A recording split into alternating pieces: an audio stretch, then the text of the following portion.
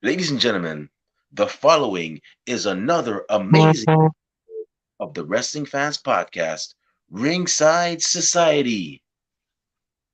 In one corner, we have the greatest thing on God's green earth. No, we're not talking about money, Mary Jane, or Popeye spinach. He is the tranquil dog of Ringside Society and Delaware's greatest American hero. It takes two to make a thing go right. He's Rob Bass, and you are not. And the second corner, we have that ocean crossing, straight up bossing, flight catching, shot glass snatching, always positive, life is great, repping 592, living in the 718, no cap, straight facts, the worldwide starboy, Remy Blue. And our special guest tonight is the first of what we hope is our many. Because, we here at Ringside Society, we don't just interview the professional wrestlers, we don't just interview the managers and the promoters, but we also interview those that help the wheel of professional wrestling go round. That is the ring announcers, the referees, like our own Rob Bass here, the backstage interviewers, the entrance theme engineers, which are the people that make the cool intro music for your favorite wrestler, and of course, the gear makers. Now, we have not had the opportunity to interview any gear makers slash gear designers until now. With that being said, our special guest is a man who is responsible for making your favorite professional wrestlers look good, look great in the ring. He's responsible for their character to be able to come out in terms of appearance to us, the fans that watch live and in person and from the comfort of our homes. Everybody, welcome to the show, the owner of DD Pro Wrestling Gear, Armando Abesia. How you doing today, sir? Woo! Wow, that was super intro. It was awesome. I'm fantastic. How are you guys? Pretty good, pretty good. Saturday morning, we're happy right now. We're doing the show again, and we're also happy because we finally got to have somebody, a gear designer slash gear maker, as our guest on our show. Heavens knows we've tried to make this happen for a while now. It seems like a lot of gear designers don't want to be like interviewed because they're like, no, or I don't have much to say, or not now, maybe later. I'm like, back to the drawing board. But we're very grateful, sir. Well, excellent. That's awesome. Uh, it's one of those things. When you're making the gear, uh, I try to keep in mind, why we're making it, and it's, so that's a little different. You never expect to. So someone go, hey man, you want to talk about that? So yeah, this is like first for me as well. Yeah, hey, I always say, if it wasn't for the gear makers and the gear designers, we would have a bunch of men and women wrestling in gym shorts, track pants, sneakers, and t-shirts, and they wouldn't be anything to like actually like you know get excited about, like, wow, they have new gear. Wow, that's memorable gear. I remember the time, such and such wore this gear and it reminded me of this one movie. As a matter of fact, come to think about it, they actually, made this gear that was inspired by that movie. And several, I'm sure Rob can agree with me. Well, there have been several instances where we've seen wrestlers wear memorable gear that you will never forget.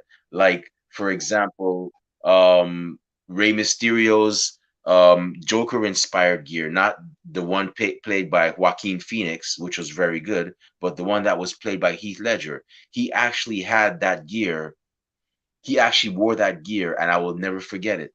You also had the one that he wore back at Halloween Havoc 1996 with all the question marks, So it's people like you that give us, that help provide us that memory as well, too. Well, yeah, there is some definitely great looking gear out there, and you know, I haven't been fortunate enough to have anything on WWE, but I have had a lot of gear show up on AEW Dark and some of the Dynamite shows. So that has felt good. To see some of my stuff out there. Yeah, you've made some for some of our guests, such as Undeniable, Michael Martinez, and several others. I've seen David Ali has actually had worn your gear. Another great up and coming wrestler is Angelica Risk. She's another Right. one who several people.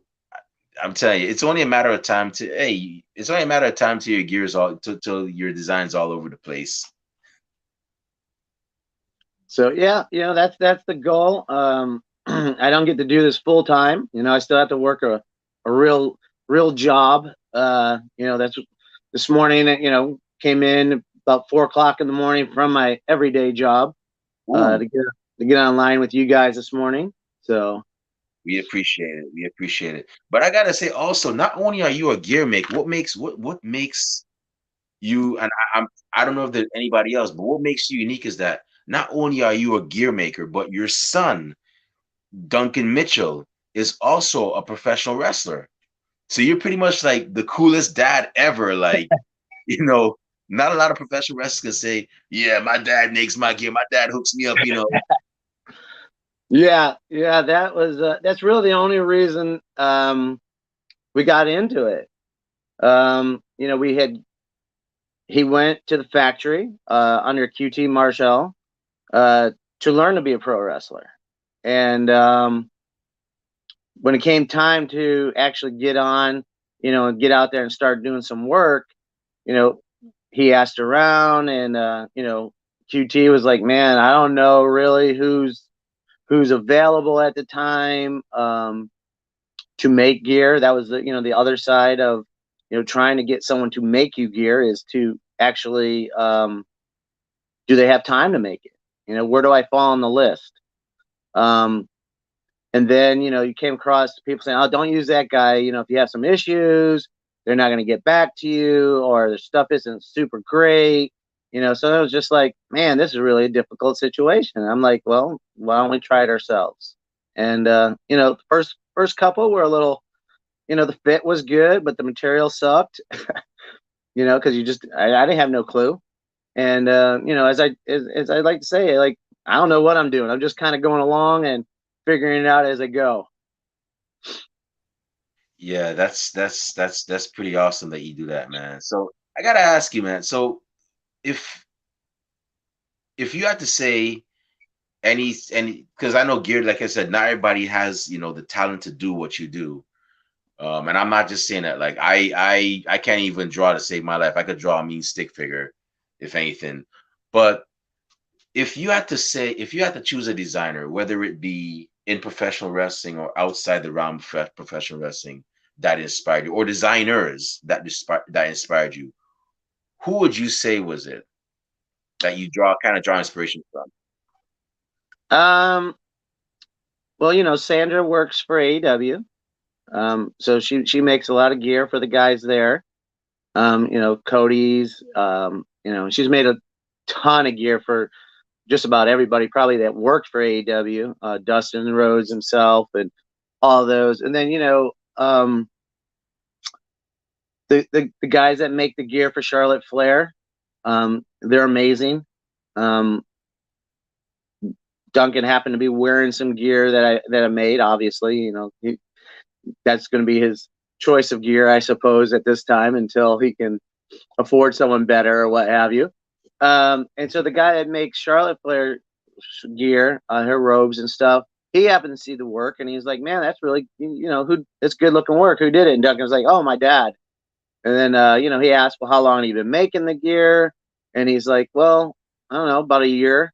So we've been going at it for a little bit, about 18 months or so, and progressively getting better. That's really the only thing we can do every day. Try to get a little better than we were yesterday.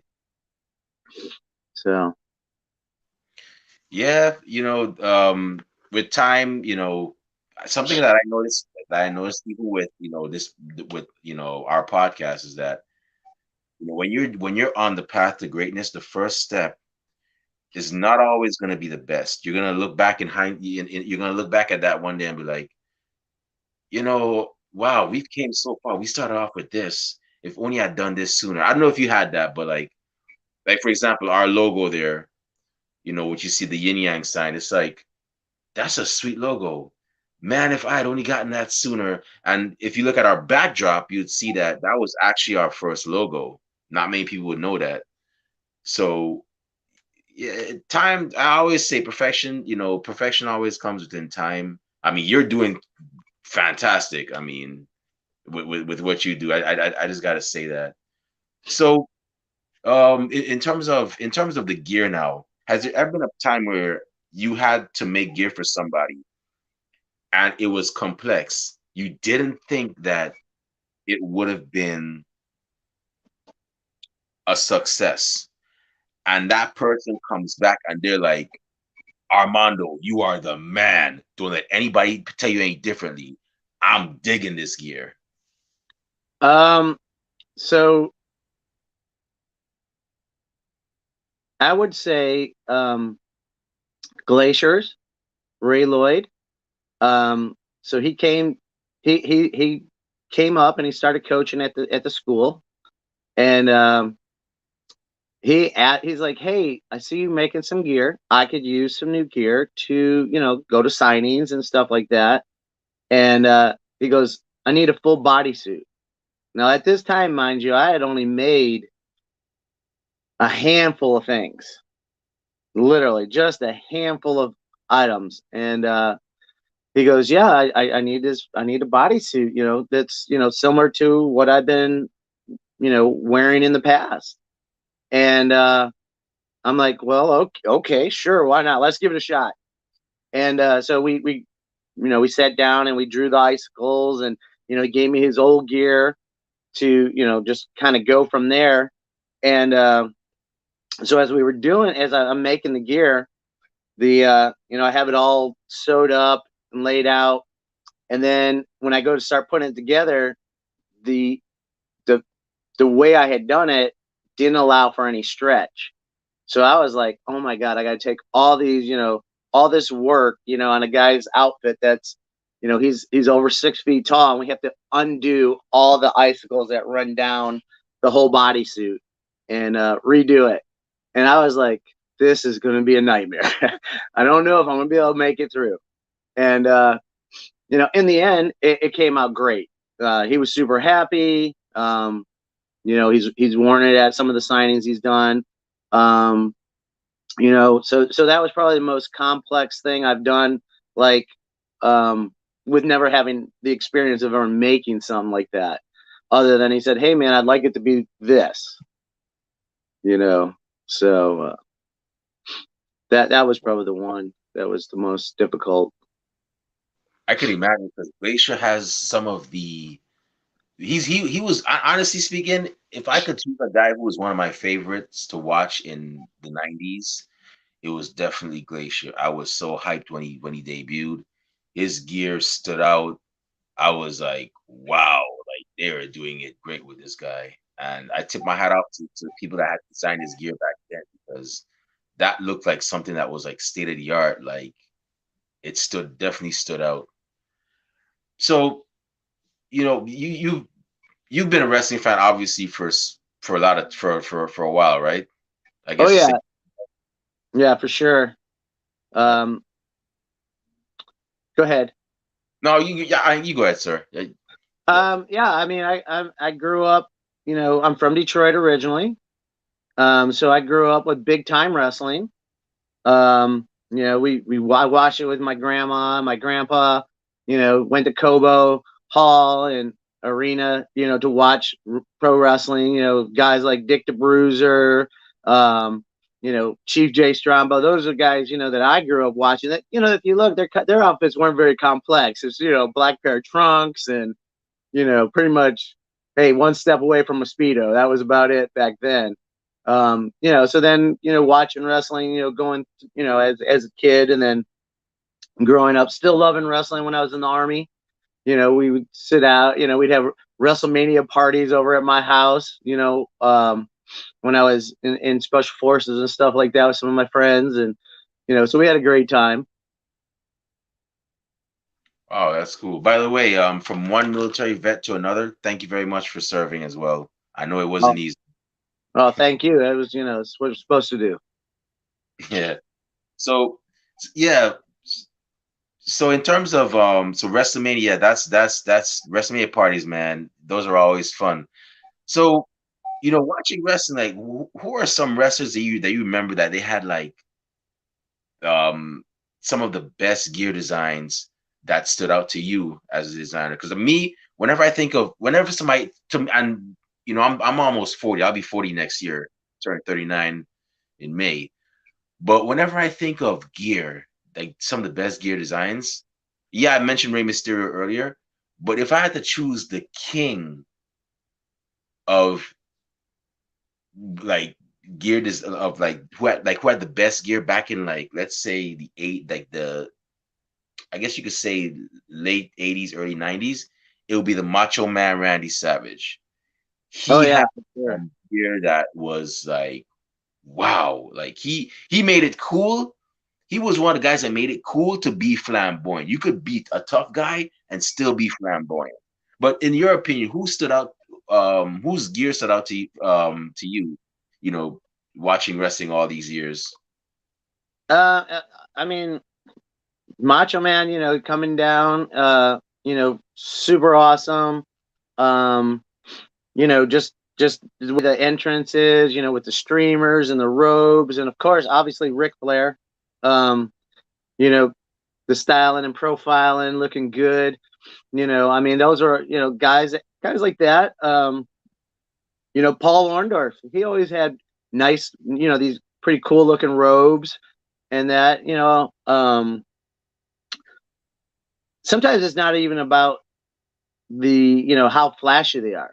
I mean, if we look at Hulk Hogan, there's nothing really special about Hulk Hogan. He came down with the boa and that, but just the design of like, hey, it's always going to be the red and the yellow and the Hulkamania thing. So things like that. Um, you know, like I said, it doesn't have to be super fancy. It just has to be memorable. Yeah, it definitely is. And you mentioned Hulk Hogan. Hulk Hogan, for a man who's for the most of his career has had pretty much one color scheme, which is yellow and red. He's Right. definitely made it work, and there's several designs with yellow and red. There was the tie-dye trunks, which reminded me so much of Billy Graham, superstar Billy Graham back in Oh the day. yeah, superstar Billy Graham. He's like the first kind of flamboyant guy, right? Yeah, and he also had Hulk Hogan also had the yellow trunks, and he had the red, um, the red, the red long trunks, I guess, the red pants and they had like the yellow belt around it. So yeah, he definitely made it do with like the two color scheme that he had as well. So I just have two more questions before I turn over to Rob, because we're trying to make this short because we know you came home from your job and you're trying to get some sleep, and we really appreciate you doing this for us. So my second to last question is, you know, there are several wrestlers, numerous wrestlers all over the world that are in professional wrestling. Who are your top five that you would like to get the opportunity to design for? Top five.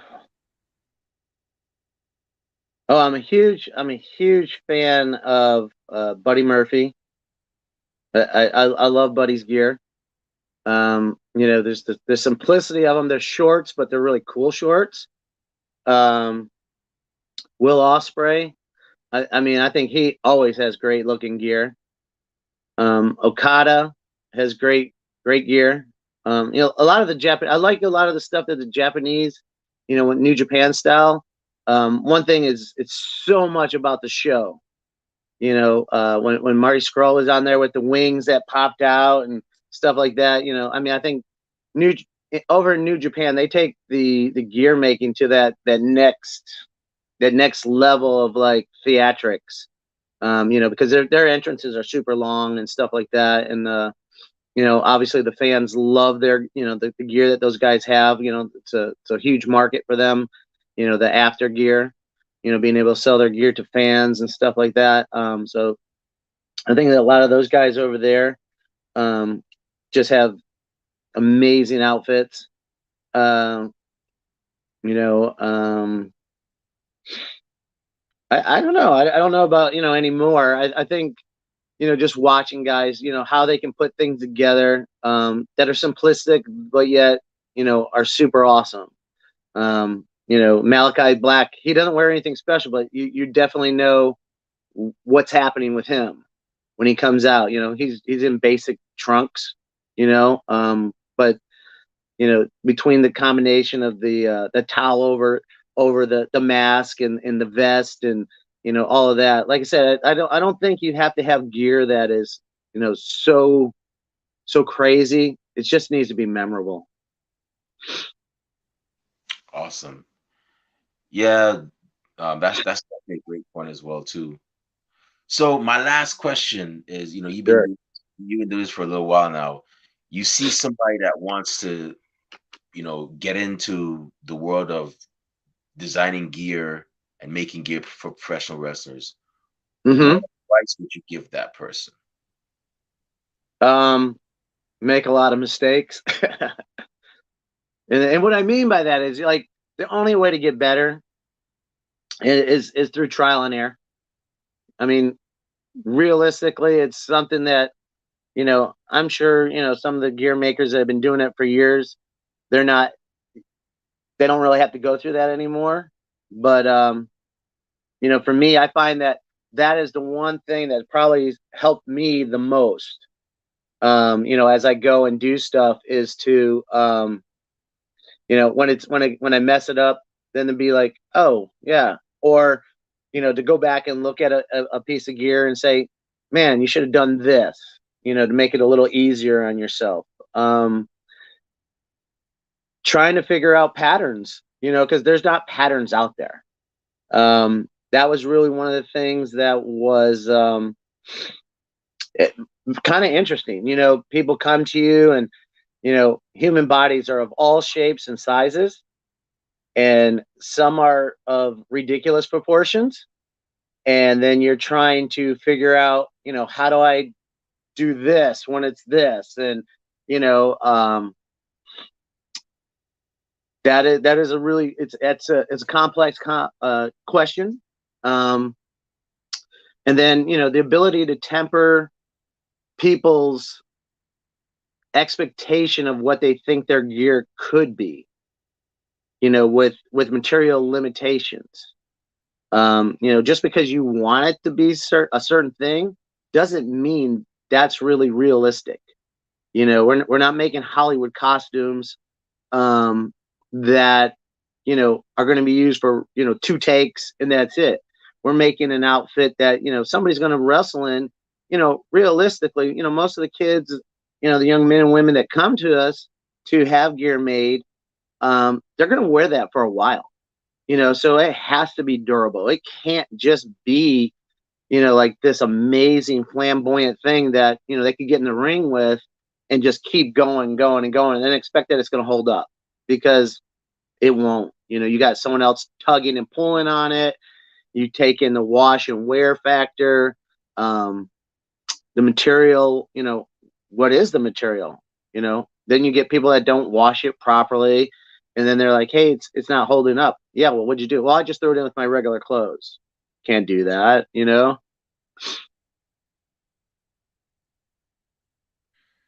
Yeah. So with gear, would you say the best way to so you said so the best way, the one thing you don't do is you don't put gear in with your regular clothes. It would be better to like either wash it separately or I guess dry clean it if you have the money to do so. Well, yeah, I mean, like the way we do Duncan's gear here at the house, um, depending, especially on the types of material, is short wash, the quick wash inside a laundry bag or pillowcase, and we usually try to turn it inside out, never dry it, let it hang dry and things like that, or hand wash, depending on, if it has gems and stuff like that on it. Hand washing um, is the care of the gear. Um, because like I said, it's just really, you're using fabrics that aren't your everyday fabric. You know what I mean? It's not denim. It's not it's not your everyday run of the mill sweatpant. You're using stuff that is gonna it's got to look good. Like if we can make outfits that look great in sweatpants, I don't know how good they would be. I ain't never seen nobody run around in a great pair of sweatpants. Their outfit looking too great. So for those of y'all that just heard, you got some advice from a professional wrestling gear maker whose gear has actually been featured on AEW Dark and AEW Dynamite, and you also got a little bit of how to take care of your gear for those of y'all that are also in the wrestling business as well. Anything else, you gotta contact this man, and you might gotta pay him for some more advice. But anyways, with that being said, I'm gonna turn it over to Rob. Kind of Rob asked some questions. Rob, go ahead, man. The floor is yours. All right, sweet. Thanks, Remy. So what's going on, man? How's everything going today? Fantastic, buddy. I like your posters. Oh man, yeah, I tried, man. Try to get a little, I guess we say decorations up in here, because if it was up to me, it'd just be like plain white walls. You know what I mean? Just Oh no, no, no! Come bare on, man. minimal. That's no fun. Oh, I know. Oh, you should see it. Yeah, all my house is decorated from like my mom, sister, ex girlfriends, and all. Because I'm like one of those people. It's like, yeah, I just get a TV stand, recliner. I'm good. They're like, wow, how can you live like that? You're a minimalist. You like Yeah, the minimal. Not much happening around. Just give you the white wall yeah, and yeah. I'm good to go. Yeah, I'm good to go. Now, speaking of that, making gear and stuff, you gotta have like a creative mind. So what goes on in a creative mind and stuff, like yours? Because if you look at mine, it's like if you ever watch The Simpsons and they zoom in on Homer Simpson, it's just a toy monkey banging, symbols together or something, or if you see that old comic strip BC, where a dude's just on an island, just sitting there waiting for the thing to come back, like there's nothing much there with me. So what's it like in a creative mind? Do you always have to write something down, get your ideas out? um. Like when making the gear, guys will ask for certain things, so then obviously I take in, the request. And then I think about the request. It's not just, hey, can you do this? And then you just say, why, yes. We don't want, I don't want to. Now, I'm not saying other guys, won't just say, yeah, sure, I'll do that. Um, I think about, the durability, you know, if I make that, you know, is that something that is going to work? Um, you know, can I make it so that it's going to hold up? Um, is the material that they're asking for, is that a good material? That if they had to, wash the gear a lot, will hold up. So when it comes to that, I think about that side of it. The next thing is I look at the design, because some of the designs, they're just like, well, I think this, and they send you their version of a sketch, and when you look at it, they're not artists all the time. Some of them Yeah. are. Uh, Other times, they're like your 5-year-old son that's drawing you a picture and say, "Can you make this?" Mhm. And so we look when I do it, I look at that, and then um, I'll a lot of times I'll have to go back and redo the design.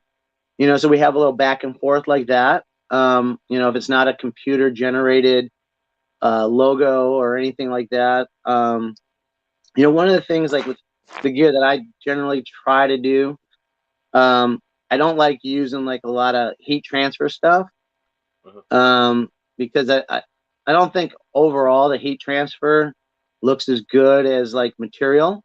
So a lot of the times I'm building the gear in layers with material. So, I put a constriction on myself when it comes to that, um, just because I wanted, I wanted to have that 3-dimensional look, um, that it's gonna, it's gonna last. So like Michael Martinez, right? His gear when I made that, the skull that's on his pants, every bit of that is hand cut. Ooh. So, that his took a while to be able to put as much detail into that and still be able to sew it and get it onto the actual, um, pair of tights, and make it look like, hey, this is what it looks like on the image. Um, the crown on his trunks, right? You see, he has this crown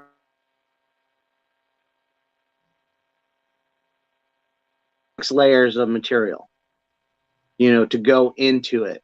Um, and yeah, is it a lot more work? Sure, I could easily just been like, hey, I got the cricket out. We're just gonna, heat transfer, press it down, and good luck.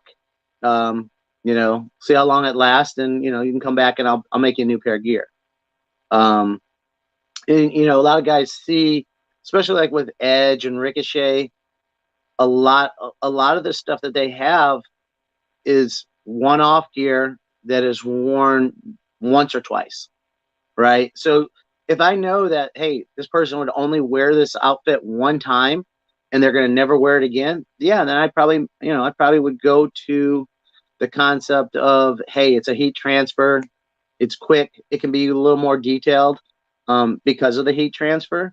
But when it comes to like, hey, this guy's going to wear this outfit 25 times, I don't know. I don't think that for me, that's not what I want to do. Yeah. So when you're going out, you're trying to get material, I mean, like, where do you go to get that stuff? And are you actually, sitting there measuring it, cutting the fabric, needle and thread, sewing machine or whatever? And were you always good at needle and thread?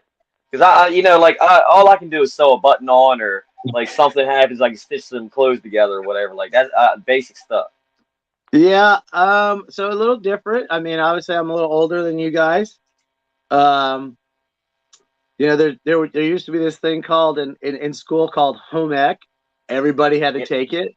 that's how I You know, learned. they those are some of the forgotten skills. How to sew a button on. Hey, fantastic! You sew a button. That's good. It's a start.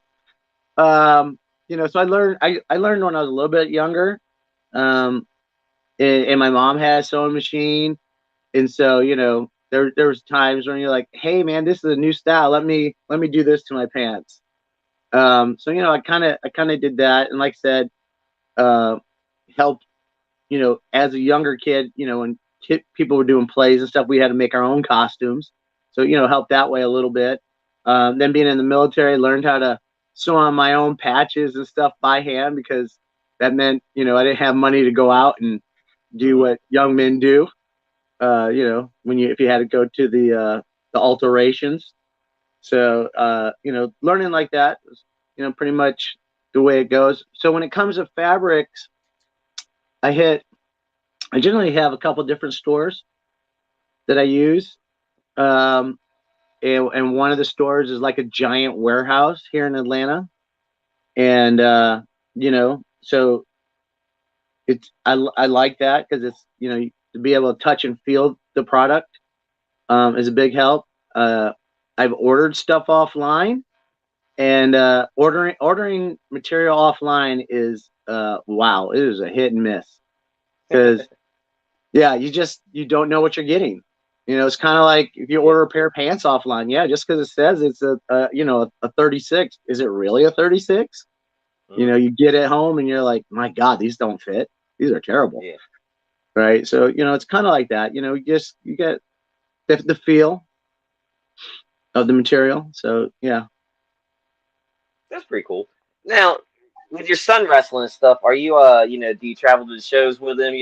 Like seeing how your gear holds up. Like, oh, that's awesome. Man. It can hold up that. It can withstand anything. It's like what are those old commercials? Buddy Lee approved, with Lee or whatever, Levi or Yeah, whatever. yeah, yeah. We go. I go. I mean, that's how I made a lot of the connections that we got um, to make gear is by going to the shows and guys coming up and asking me questions. Um, it wasn't, like I said, I don't, I've never gone out of my way to, solicit work. I could, if I did that, I wouldn't have to work a regular job. I truly believe that I could stay busy enough that, I could pay all my bills just doing this. If I just hustled hard and, tried to make gear, for a lot of guys. So pretty much everything that I do or have done is word of mouth. I've had guys from New York, uh, people from Australia have contacted me, and you're like, "What? How do Oh, you hear nice. about me? I don't know you." Well, good day, Yeah, mate. yeah. So it's weird. You get people, people that, like I said, I mean, in the beginning, it was strictly just, guys in the Georgia area, guys from the factory, um, and now it's guys from Texas, guys from California, guys from New York, Pennsylvania, you know, places that are just, people are like, hey, have you seen his gear? They'll look, you get people that will see, a fan of one person and they see, oh, hey, his gear was made by Armando. And then they come to my website, my Instagram, I don't even have a website. That's how, I'm not, like I said, I literally don't try to, complicate my life any more than I need to. But I get orders. I get, like I said, I get orders every day, just about. And how long does usually an order take you? Is it depending on what the gear is? Like you said earlier, Glacier it was a full body one, so that was probably a longer one, right? Oh yeah, Compared to it took me a month. like if somebody just wanted trunks. Yeah, trunks. Depending if it's just simple trunks, I can knock those out. A couple hours. Oh, that's cool. Yeah. Nice. Now, what was the wildest gear pitch you've ever had? Have you had something so crazy you're like, yeah, I don't know. Yeah, I don't even know if that's humanly possible to do that. I mean, that's beyond the laws of physics. I don't know. You might have to go hit the multiverse up for that one. Um, I don't know. There's been a few ladies that I've had to make their gear, and it's been a little more on the tough side, just because of the lady shape. trying to Yeah, trying to get it all, getting everything to fit into one package is not always easy. yeah, Um, I feel you on that. Yeah. so that's that. The ladies, making gear for the ladies is probably the most demanding, Okay. um, because the girls want to look great, and Yeah.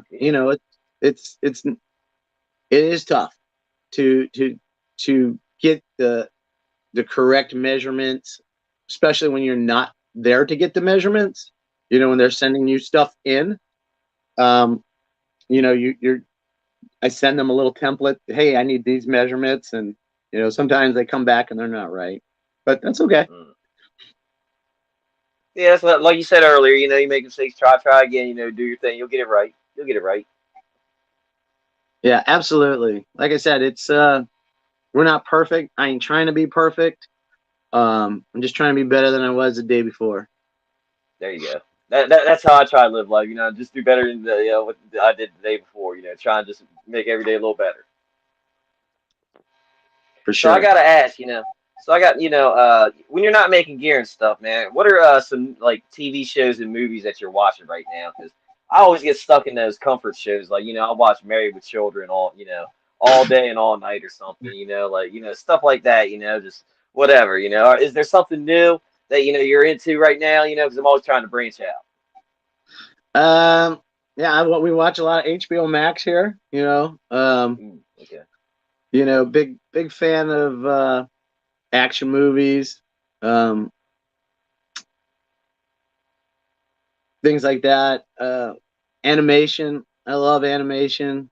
I watch some of the same stuff over and over and over. Just as background noise Hmm. when I'm doing my thing here. Um, you know, kind of just like your normal everyday person. You know, comic books, animation, uh, action movies. Not a fan of the horror flicks. There's, Yeah. they're pretty much just one recipe there, and hey, there's an open door, go out it. No, I think I should go in the dark corner. Yeah. No, I gotta go upstairs. Right. So So have you? So you say you watch a lot of HBO Max. Have you seen that movie Nobody yet? no, I have not watched that one. Yeah, it's a good. That's a real good one. It's kind of. I don't want to say Taken or whatever, but yeah, it's a real good action movie. Okay, I'll have to check that one out. Yeah, yeah. If you see it on there, yeah, definitely check it out. It's a pretty good one. Yeah, they had HBO Max. I like that. Have you seen Peacemaker? Did you watch that? Or Oh yeah, I think you know John Cena is. I didn't think he. A lot of adults don't like John Cena the wrestler. They loved hmm John Cena when they were a little kid, but yeah, he didn't transition well. I think for whatever reason, as wrestling fans got a little older, it's more like God, I hate John Cena now. But you loved him as a hmm kid. You had his posters. What do you mean you don't like him? yeah, But John Cena, the actor, I think he's come a long way, and his character is funny. He's funny on there. I don't know if that's how he is in real life, but uh, yeah, I think he's done a great job with that. yeah. I was watching that and I was like, all right, Peacemaker listens to the like kind of the same music I do because I love '80s metal and stuff. I was born in '82, so I'm like, yeah, I lived it. My mom and dad would listen to that stuff. So I'm like, yeah, man, who else listens to Faster Pussycat? I was like, wow, this is great. Oh man. Yeah, yeah, HBO Max, yeah, it has a lot of stuff on there and stuff. My sister did, she got me into Survivor. I don't know how it took me this long to never like watch an episode. Well, no, that's a lot. I've kind of like seen it, like a friend has been on in the background. I'm like, oh yeah, that's pretty cool, yeah. But yeah, actually got and watched it and was like, oh, these people are crazy. I gotta keep watching this. Yeah, I set that as background noise right now. Just watching these crazy people on Survivor. Well, there you go. Oh man. So before I pass it on to Remy, I do have one more question. Do you have any, traveling to the shows and stuff? You have any funny, stories, that have come along there? Maybe you've seen Sasquatch, or you're in the special forces, man, being in the jungle. Did you come across Predator? Because I know if you're in the jungle and you see a little glimmer up in the trees or something, a little shimmer, that ain't good. I mean, you gotta, do something cold, throw something cold on you, man. Predators up there, man. Yeah, no, I never seen no crazy stuff like that. Okay, okay, fair enough. Yeah, we have been to Alabama though, so you never know what you can find. Yeah. Now Alabama, I think that's the one they had skunk ape. It's not a Sasquatch, it's skunk ape. I remember it was on background noise one time. It was on Science Channel, and they were talking about that. Like, oh yeah, I seen the skunk ape because you can smell them a mile away. I'm like, what in the world is skunk ape? And then I'm like, oh, Bigfoot. Okay. Oh my, all right, all right. I guess that's just what they call Bigfoot down there, skunk ape or whatever. Yeah, I don't know. That's cool. That's cool. So yeah, but before I pass it back to Ray, I do want to say, thank you for taking time out of your busy schedule to come to chat with us. I definitely had a blast. Man, I hope you keep making gear, and hopefully one day, we'll see yourself on WWE, Japan, all over the world. All the big stars are wearing your stuff on there, and be like, that's right, that's Armando's stuff right there, man. We know who made that. That's some good stuff right there. Well, yeah, that would be great. But thank you guys for having me on. I do appreciate it. Hopefully it was a fun little 40 minutes or so, and everyone learned and picked up something new. Yeah, definitely. And like I said, if nobody is, if no none of the fans have thanked you before, well, you're gonna hear it from us for the first time. If they've thanked you before, well, you're probably gonna hear it from us for the millionth time. But thank you very much for all that you've done with professional wrestling gear, and we hope that your designs and your work gets more worldwide acclaim. Like Rob said, we see you in Japan. We already got people from Australia, which has a pretty decent wrestling scene. We hope you get more well known as well, and and all that great stuff as well too. Because one thing we like to see is we like to see people work hard and also get rewarded. So we're definitely rooting for you with that as well. And before we shut this show down, where can fans find you? Well, not more specific, not really fans. I mean, if they want to see your work, yeah. But fans, we're probably like the few fans that look at people's gear and like, who did that? We want to talk to them. But let's say, where can wrestlers and promoters find you when they want to, purchase your Yeah, service, purchase your, have you do work for them and so on. yeah. You can check me out at DD Pro Wrestling Gear on Instagram. That's pretty much the spot for that. And that when you think about it, just remember DD is Duncan's dad. So that's how we came up with the name. Just because he when he would go to the factory and train, everyone would just be like, I don't know, man, go ask Duncan's dad. So that's who we are. We're Duncan's dad, and we're making gear. And so, like I said, if you want, check us out at DD Pro Wrestling Gear on Instagram. If you have any questions, you can hit me up at Mondo, MondoAEAVE at gmail.com, Mondo Ave. So I appreciate all you guys out there, and I hope you learned something and you had a little bit of fun. I had a great time. So time flew by really quick. Yeah, y'all. For those of y'all wrestling fans, I didn't mean to misspeak earlier, but those y'all wrestling fans, make sure you follow this man. Make sure you check out his gear designs. And if you ever see any other professional wrestling gear designer slash gear maker, follow them too as well, because they are a big part of professional wrestling. They are also what make the wheel of professional wrestling go around. So once again, Mr. Armando, thank you very much. Tell your son Duncan, don't go too far because we're looking to have him on the show real soon. We've been seeing him Excellent. do some impressive things, so we're coming up. So I don't know if you've noticed, but you probably, well, yeah, you've seen it. But we tend to interview a lot of people from Nightmare Factory because those are a group of really impressive men and women, and we just enjoy seeing their growth in the world of professional wrestling. Yeah. So yeah. So y'all definitely make sure y'all follow this man. He's doing great things. And with that being said, it's about time to shut this show down. My belly's kind of rumbling, and that means it's time for maybe some lunch. But before I indulge in that, Rob Bass, the Mel Gibson to my Danny Glover, the Laurel to my Hardy, and the what other famous duo? I guess the Arsenio Hall to my Eddie Murphy. Where can fans find you on social media when they want to talk wrestling, find out when your next appearance is, and also purchase Rob Base merchandise? And where can bookers and promoters find you when they want to, book you for their shows? You can find me on Twitter, Instagram, Twitch, Rob_base82, and then Facebook, YouTube, Rob Base. And then next Saturday, March 26th, 1CW, CCW, we're having a show in Houston, Delaware. Gates open at 6 p.m.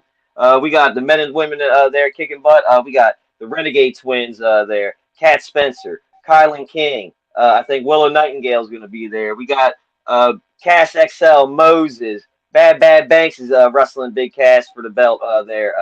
Mr. Grimm, all that, all the stars, that you've seen on AEW Dark and on the East Coast are going to be there. So if you can't get tickets, check it out then. We're on every week, Saturday, 10 a.m. on DelmarvaSportsNetwork.com. And if you don't have that channel, you're not in the area, you can just go on the website and stream it. It's on there after the episode airs at like 11 o'clock or whatever. So yeah, you can go on there, DelmarvaSportsNetwork.com. You might even see me, make a couple three counts. And I think for next month, I'm ring announcing. So you might see me out there, calling out names. So there you go. So support indie wrestling, people. Don't wait until they get to AEW and WWE. Support them right now because that's where most of your superstars come from and so on. And besides, doesn't it feel good to say, hey, yeah, I knew that person before they got signed. I have their shirt. Support indie wrestling. That's all I'm gonna say about that. But if you want to find me on social media, not that I'm that cool, but who knows, maybe you'll hear me say something interesting. You can find me on Twitter at the Remy Blue. You can also find me on Facebook under the alias of Remy Blue.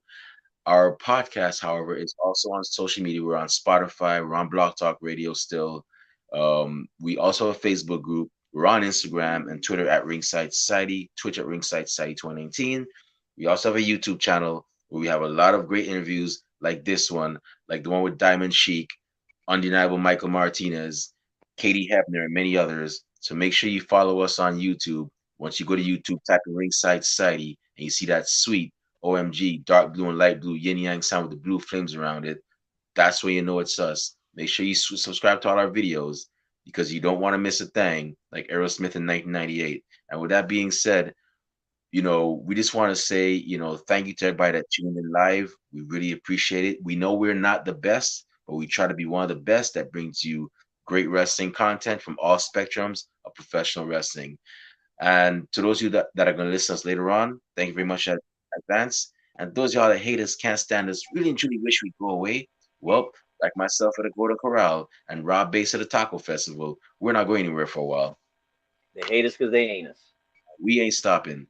But with that being said, we just want to let everybody know that we here are very well aware, and we see that everybody and their grandparents and their parents have a podcast. But we're not your grandparents' podcast. We're not your parents' podcast. As a matter of fact, we're not just any podcast. Hashtag we are not the same. Rob Bass, one time for the mind, one time for the people, one time for the wrestling culture, and one time for the great works of DD Pro Wrestling Gear owner. That's Duncan's dad, Mr. Armando Avicilla. Hope I got your last Woo! You name. did excellent, very good. Rob, what type of podcast are we? We're the Wrestling Fans Podcast. That's right. We're the Wrestling Fans Podcast, Ringside Society, and we'll be back tomorrow with Rob Bass as our main guest. But until then, we just want y'all to do 4 special favors for us. Stay safe, stay healthy, be excellent to each other, and party on, dudes. We out. Peace. See Thank y'all. you Good guys. night. Have a great weekend.